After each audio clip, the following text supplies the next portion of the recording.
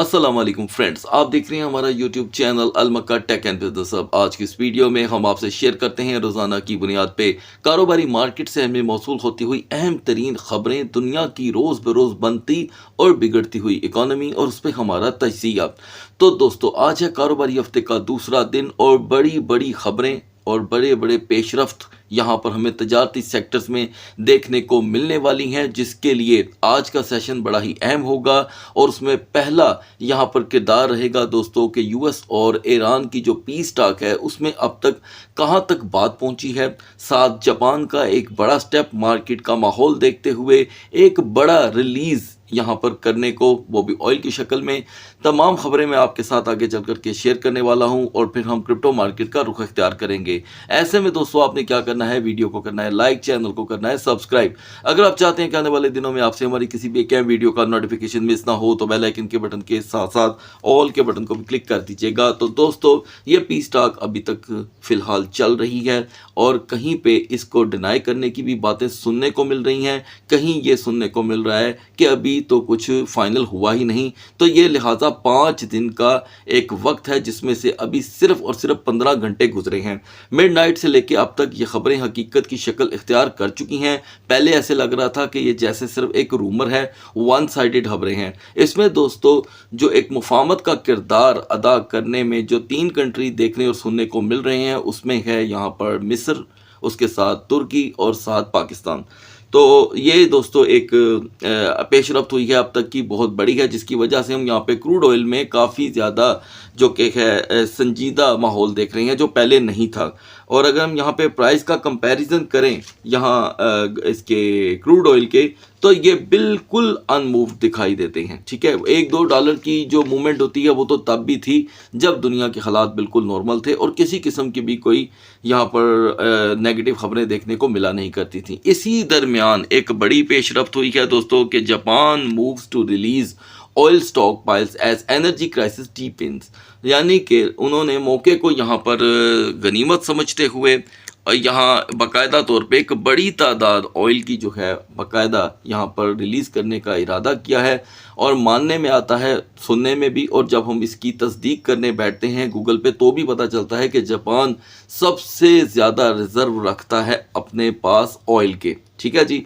और अगर ये इस वक्त $90 पर बैरल के हिसाब से ये मार्केट में अपना ऑयल निकालते हैं तो ये एक अच्छा प्रॉफिट गेन कर सकते हैं, क्योंकि शायद उन्हें भी यकीन है कि अगर यहाँ पर पीस टॉक कामयाब हो जाती है तो फिर ये जो बैरल 90 पे इस वक्त हमें देखने को मिल रहा है ये अचानक 80 पे आ सकता है। और फिर जब 80 पे आ जाएगा तो 55 और 80 में कोई ज़्यादा फ़र्क नहीं रह जाएगा। 55 का जिक्र मैं इसलिए कर रहा हूँ कि मार्केटें 55 से ही यहाँ पर बूस्ट हुई थी। तो गाइज़, ये आने वाले लम्हे, आने वाला और ये बड़ा ही अहम है। फौरी तौर पे ख़बरें हासिल करने के लिए आप हमारा व्हाट्सएप चैनल ज्वाइन कर सकते हैं, लिंक वीडियो की डिस्क्रिप्शन में मिल जाएगा।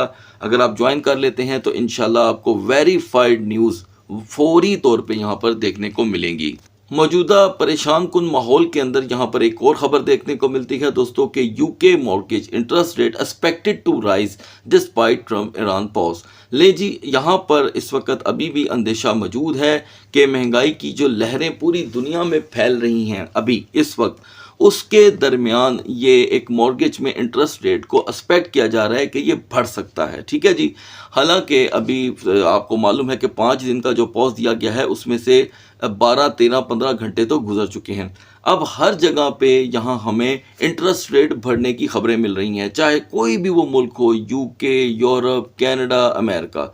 अच्छा, अब मैं यहाँ पर व्यूवर्स को बता दूँ, क्योंकि पिछले 10 दिन से हम ये देख रहे हैं कि गोल्ड के प्राइसेस मुसलसल फॉल कर रही हैं, जिसे दुनिया भर में सेफ हेवन माना जाता है, उसमें से आपको अचानक एक डाउनफॉल देखने को मिल रहा है। तो दोस्तों, ये जो पॉइंट मैं आपको बताने वाला हूँ ये बड़ा ही अहम है। ये वही और उन्हीं के काम आएगा या उन्हीं के पल्ले पड़ेगा जो वीडियो को यहाँ पे फास्ट फॉरवर्ड नहीं करते।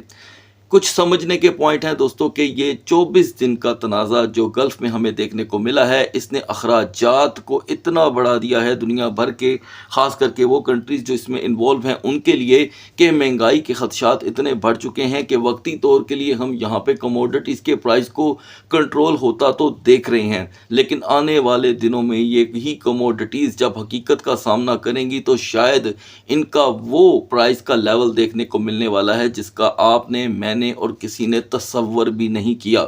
इसलिए कि जहाँ पर बातें हो रही थी रेट कट की, कि जो शरह सूद है उसे कम किया जाए, ये बात हो रही है दोस्तों इंटरनेशनल बैंकिंग सेक्टर्स की और उनके सिस्टम की। तो वहाँ पर अब बातें हर जगह छिड़ गई हैं इंटरेस्ट रेट बढ़ाने की। तो याद रखें, दुनिया का कोई भी बैंक हो वो पल्ले से इंटरेस्ट रेट नहीं बढ़ाता। हुकूमतें तो यहाँ पर फैसला कर ही लेती हैं वाज़िया तौर पे कि जी ये इंटरेस्ट रेट हम आपको ज़्यादा देंगे। अब लोग क्या करेंगे, इंटरेस्ट रेट जब ज़्यादा मिलेगा तो वो अपना पैसा कहीं से भी निकाल कर जहाँ पर भी उन्होंने लगाया हुआ है वो जब बैंकों में रखाएंगे, और बैंकों को जब पैसा प्रॉफिट की शक्ल में देना पड़ेगा तो आप सोचें कि मुल्क की इकॉनमी कहाँ जाएगी। सभी के पास प्रॉफिट देने के लिए पैसे मौजूद नहीं होते, क्योंकि जब मौशियतें ही डाउन कर जाएंगी तो इंटरेस्ट रेट बढ़ाकर आप कौन सा तीर चलाएंगे।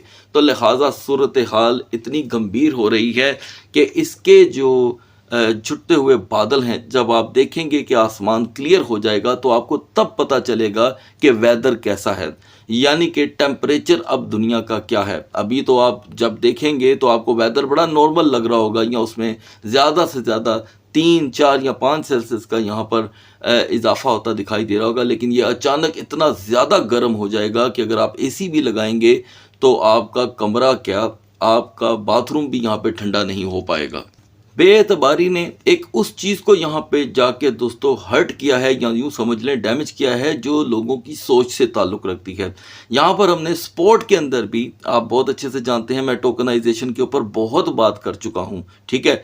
और अब मैं यहाँ उस पर मज़ीद गुफ्तगू फ़िलहाल आज की वीडियो में नहीं करने वाला। मैं आपको बता दूँ कि ये जो 10 दिन की यहाँ पर स्ट्रीक आई है इन कमोडिटीज़ के गिरने की, इन्हें आगे चल कर के आप एक ही सूरत पे रिकवर करता देखेंगे जब मौशियतों की ख़बरें आना शुरू होंगी, अखराजात आपके सामने आएंगे। भले हम यहाँ पे फेड कट होप फेड को होते हुए यहाँ पर देख रहे हैं, ठीक है जी, यानी कि इसे कट करने की जो उम्मीदें थी वो तो वाकई ही मद्दम पड़ गई हैं, लेकिन अगर उसे इंक्रीज़ करने की बात हुई तो ज़रा मुझे एक बात तो बताएं, जो साल 2025 में आखिरी 3 महीनों के अंदर, यानी कि 4 महीनों में 3 दफ़ा जो रेट कट हुआ था उसका क्या फ़ायदा, वो तो वहीं के वहीं पहुँच गया। और लिहाजा ये रेट, इंटरेस्ट रेट इसीलिए कम किए जाते हैं कि लोग बैंकों से पैसा निकलवा के मुल्क की तजारत के अंदर पैसा लगाएं, ठीक है। यानी कि ये एक बड़ा सिंपल सा फार्मूला है, मुझे नहीं मालूम कि आपको पता है कि नहीं पता, कि जब रेट मध्यम पड़ जाते हैं तो लोग बैंकों से इसलिए ही पैसा निकालते हैं। और हुकूमतों का भी यही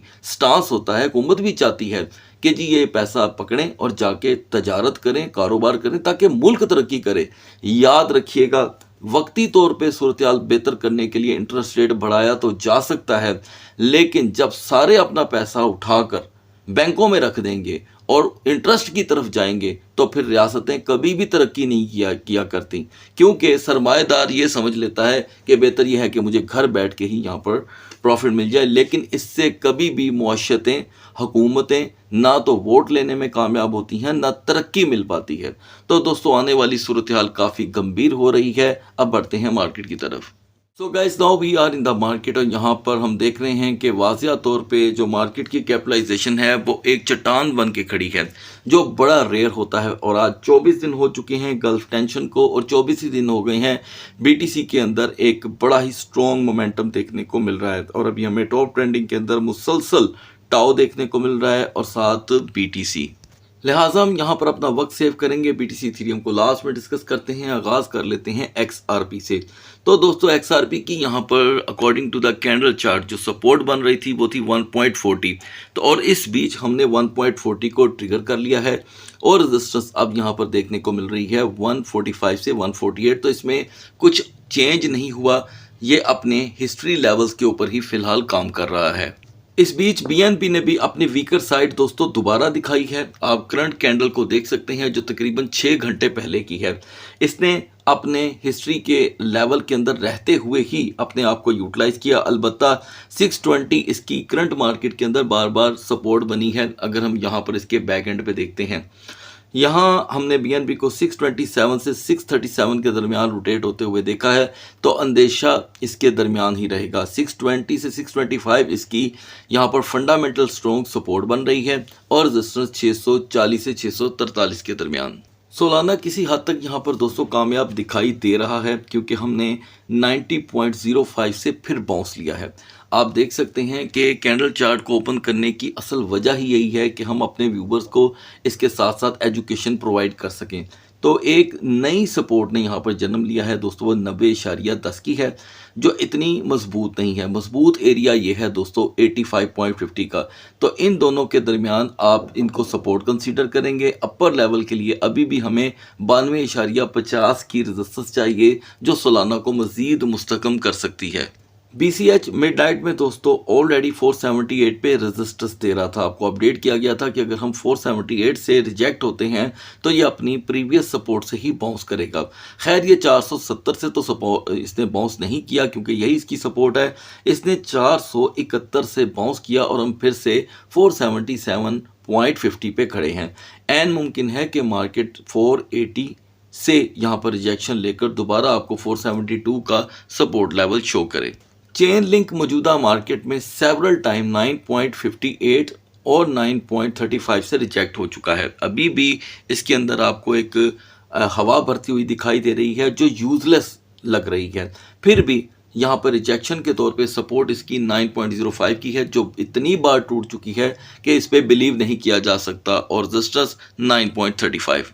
दूसरी तरफ हमें जी कैश दोस्तों काफ़ी ज़्यादा अंडर वैल्यू परफॉर्मेंस देते हुए दिखाई दे रहा है। अदर देन अगर हम BCH और टाओ को देखें तो वो कदरे बेहतर यहाँ पे परफॉर्म कर रहे हैं।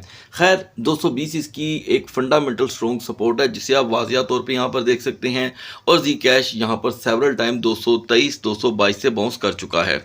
लेकिन यहाँ पर जी कैश की हमें रेजिस्टेंस कुछ ज़्यादा बदलते हुए दिखाई नहीं दे रही क्योंकि इसके बिल्कुल टॉप के ऊपर हमें बार बार एक रिवर्सल कैंडल बनती दिखाई देती है। देखा जाए तो ये बेरिश मारूबुजू की शक्ल इख्तियार कर रही है, यानी कि अगर हम 231 232 से रिजेक्ट हो भी जाते हैं तो प्रेशर 225 तक का इसके ऊपर रहेगा ही रहेगा।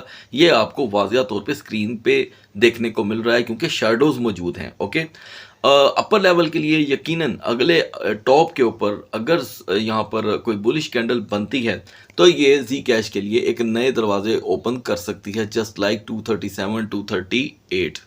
लास्ट में हम बात करेंगे यहाँ पर टाओ की दोस्तों, जिसका जो बिहेवियर है वो किसी भी यहाँ पर प्रोजेक्ट से स्ट्रॉन्ग है। मैं बार बार बता रहा हूँ इसलिए कि AI स्टॉक मार्केटों में इस वक्त आपको बिकता हुआ दिखाई दे रहा है।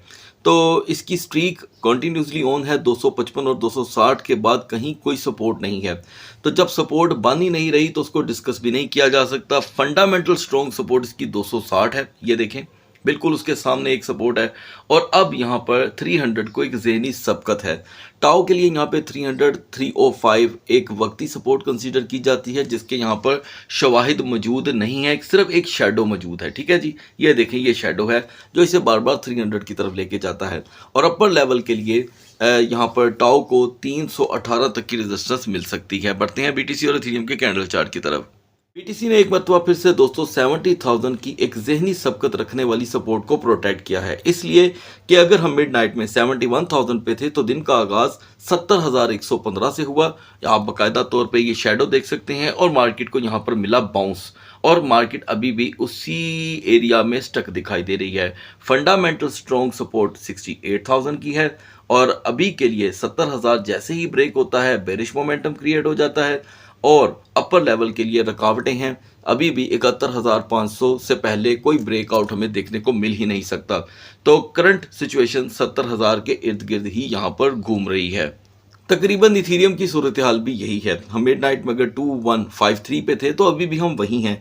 दिन का आगाज़ यकीनन 2124 से हुआ। आपको अपडेट किया गया था कि अगर हम 2150 को ब्रेक करते हैं तो इसकी हिस्ट्री बताती है कि इस एरिया की इस पूरे चार्ट के ऊपर ये एरिया हमें बता रहा है कि मार्केट 2120 2110 का बाउंस ले रही है। अभी भी हमने बाउंस लिया और हम फिलहाल यहाँ पर ब्रेकआउट के लिए 2175 का जो कि है एक वेट करते हैं, जिसका शेडो यहाँ पर मौजूद है जो 2200 की रेजिस्टेंस तक प्रोवाइड कर सकता है। रिवर्सल में अगर हम आते हैं तो इसमें 2150 मिडल इसका एक किरदार अदा कर रही है, जैसे BTC के लिए 70,000 तो इथेरियम के लिए 2150। सो गाइस, अगली वीडियो तक अल्लाह हाफिज़।